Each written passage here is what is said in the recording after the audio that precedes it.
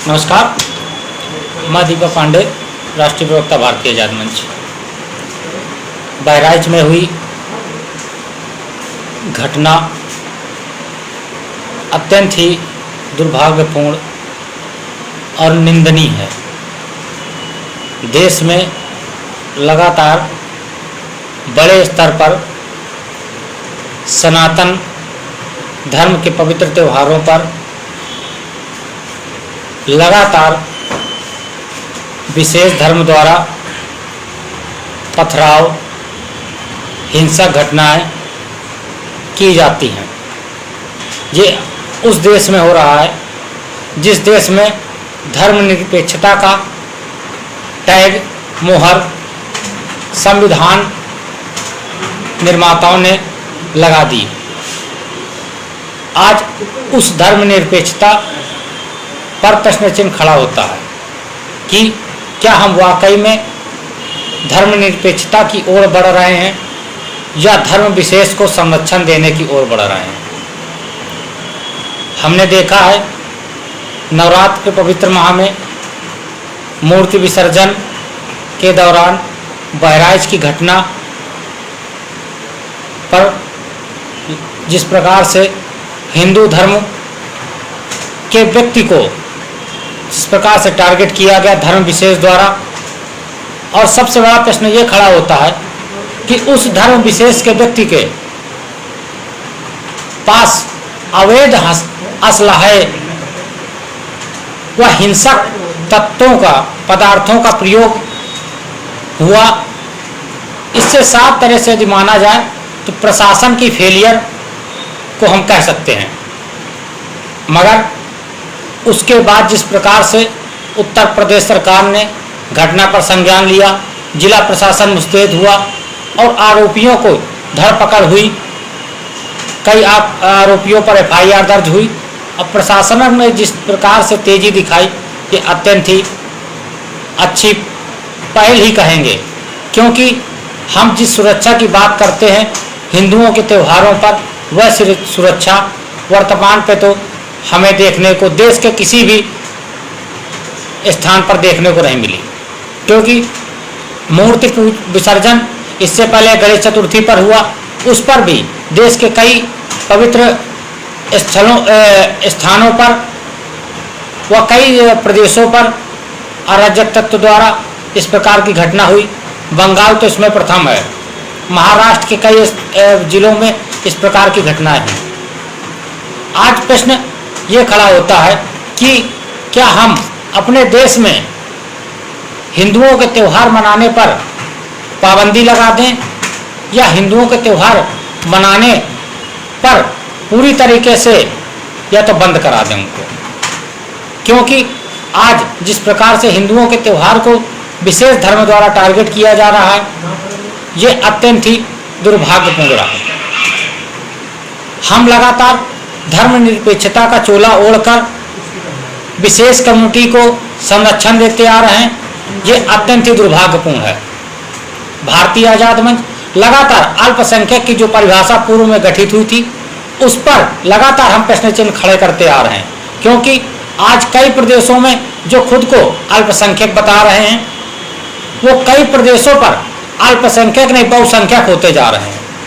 जहाँ तक कि यदि मैं कोर्ट की बात करूं तो देश के कई उच्च न्यायालयों ने इस बात को स्वीकार किया है कि यदि आज गिनती करा ली जाए, जनगणना करा ली जाए, तो अल्पसंख्यक बहुसंख्यक हो चुका है और बहुसंख्यक अल्पसंख्यक की आबादी में कन्वर्ट हो चुका है। लगातार हमारे देश के नेताओं द्वारा हिंदुओं को डिवाइड रूल की तरह इस्तेमाल किया जा रहा है और उसका लाभ इस तरह के आतंकवादी विचारधारा, कट्टरपंथी विचारधाराओं को संरक्षण देकर मनोबल बढ़ाया जा रहा है।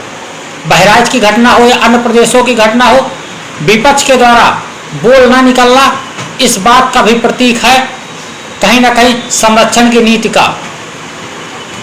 हम आज किसी धर्म की बात के लिए नहीं बल्कि उस देश की बात करते हैं जिस देश में अहिंसा के पुजारी की फोटो नोट पर लगाई जाती है और हम सर्वधर्म की बात करते हैं, सब लोगों की बात करते हैं, अहिंसा परमो धर्म के मार्ग पर चलने के लिए वचनबद्ध रहते हैं, प्रतिबद्ध रहते हैं हमेशा।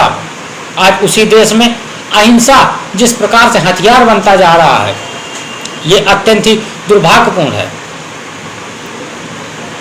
हम मूर्ति पूजन न करें, हम कावड़ यात्रा न निकालें, हम अन्य सनातनी त्योहारों को न मनाएं, ये कहाँ का रूल है? मैं तो आज की सरकारों से और विपक्ष के नेताओं पर सीधा आरोप लगाता हूं कि उस समय भी इतना पथराव और आगजनी और इस प्रकार के रोक प्रतिरोध नहीं लगे थे जब देश में मुगलों का शासन था। तब भी हम इसी प्रकार से अपने धर्म को पवित्रता के साथ मनाते थे। अंग्रेजों का शासन था इस देश में, तब हमने अपने धर्मों की रक्षा के लिए इसी प्रकार से पवित्र त्योहारों को मनाया। हम देखते हैं धर्म विशेष के त्योहारों पर बड़े बड़े सुरक्षा के इंतजाम कर दिए जाते हैं। क्या वो सुरक्षा के इंतजाम हमारे धर्म के लिए नहीं किए जा सकते? जबकि हमें पता है कि इस रूट से यदि कोई यात्रा निकलती है तो अराजक तत्व द्वारा इस पर घटनाएं, अप्रिय घटनाओं को घटित किया जा सकता है। बड़े बड़े उनके जलूसों पर निकालने के लिए हम बड़ी बड़ी फोर्सों को लगा देते हैं, लेकिन जब हमारे त्योहारों की बात होती है तो उन पर ना कोई पुख्ता इंतजाम किया जाता है, ना कुछ किया जाता। इस प्रकार की घटना घटती और उस घटना में हमारे निर्दोष लोगों की जान चली जाती है। वह जान जब जाती है तो वह जान उस व्यक्ति विशेष की नहीं होती, बल्कि उसके परिवार के सभी लोगों की चली जाती, क्योंकि हो सकता है वह व्यक्ति उस परिवार में अकेला कमाने वाला हो। हम बहराइच ही नहीं, अन्य घटनाओं पर भी निंदा प्रकट करते हैं। देश की धर्मनिरपेक्षता की बात करने वाली सरकारें आज कहाँ हैं? वह राहुल गांधी कहाँ हैं जो सनातन की बात करते हैं, जनेऊ दिखाते हैं? वह अखिलेश यादव कहाँ हैं जो खुद को यदुवंशी व कृष्ण का वंशज बताते हैं? वह लोग कहाँ हैं जो अंबेडकर को भगवान की तरह पूजते हैं? क्योंकि अंबेडकर जी ने भी देश को धर्मनिरपेक्षता की मुहर लगाई थी। कृष्ण जी ने भी धर्म की रक्षा के लिए महाभारत और गीता का ज्ञान दिया था। राम की तो बात ही नहीं कर सकते हैं, क्योंकि यदि राम की बात करेंगे तो कई नेताओं को बुरा लग जाएगा, क्योंकि राम जैसा बनना तो सब चाहता है, मगर राम का नाम लेने में शर्म आती है इस देश में। अतः हमारा कड़े शब्दों पर इस घटना को लेकर निंदा व्यक्त करते हैं। वह हर प्रदेश की सरकार से अपील करते हैं कि आगामी होने वाले हिंदुओं के पवित्र त्योहारों पर पुख्ता सुरक्षा व्यवस्था का इंतजाम किया जाए। वह ऐसे व्यक्तियों को जो धर्म की चोला ओढ़कर कट्टरपंथी विचारधारा, आतंकवाद को बढ़ावा देते हैं, उन पर सख्त से सख्त कार्रवाई की जाए, चाहे वो किसी भी धर्म के क्यों ना हो। लेकिन यदि धर्म की बात की जाए तो हमने हमेशा से इस बात को कहते आए, धर्म की कोई जात नहीं होती और धर्म का कोई धर्म नहीं होता, आतंकवाद का कोई धर्म नहीं होता। लेकिन जब आतंकवाद का धर्म देखते हैं तो हर आतंकी मुस्लिम होता है। देश में कट्टरपंथी की विचारधारा मदरसों से निकलती है, मौलवियों से निकलती है और ऐसे ऐसे ब्लॉकों से निकलती है जो सोशल मीडिया पर प्रचलित है।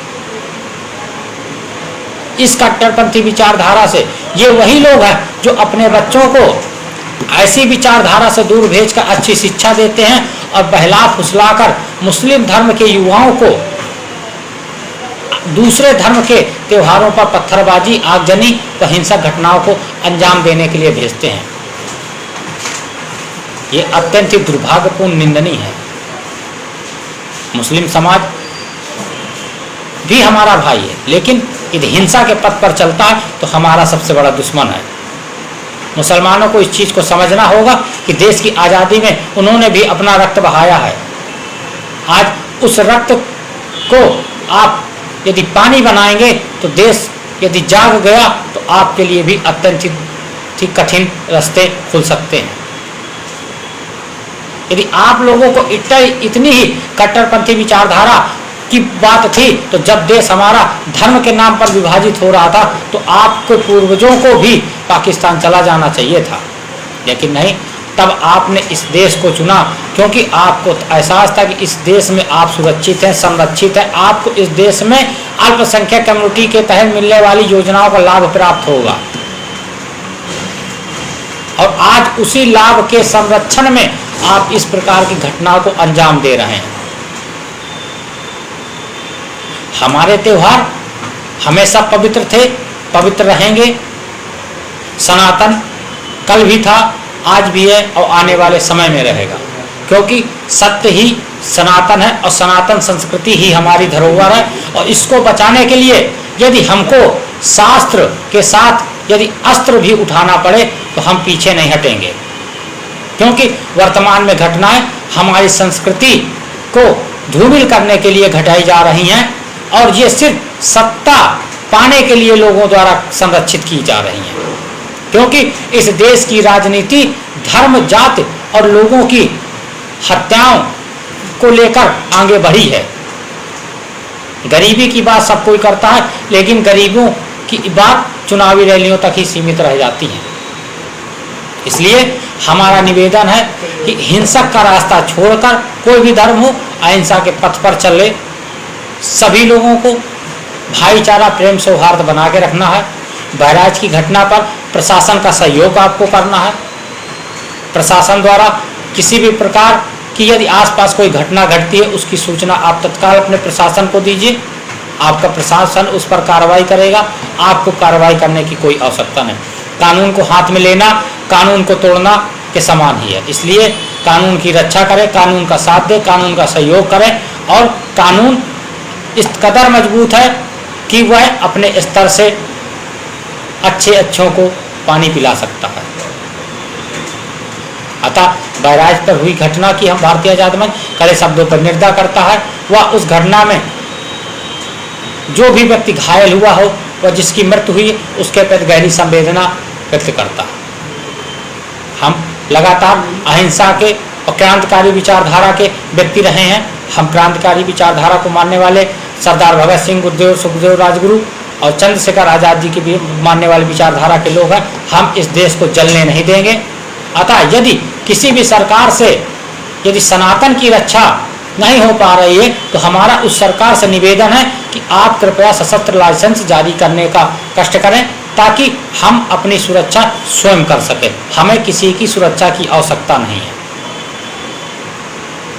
इसलिए आप कानून का साथ दें, कानून के तहत कार्रवाई होगी, देश सुरक्षित, आप सुरक्षित। इसलिए आप प्रथम अपने आप को सुरक्षित करेंगे, आपका समाज सुरक्षित होगा। जय हिंद, जय भारत, जय जय।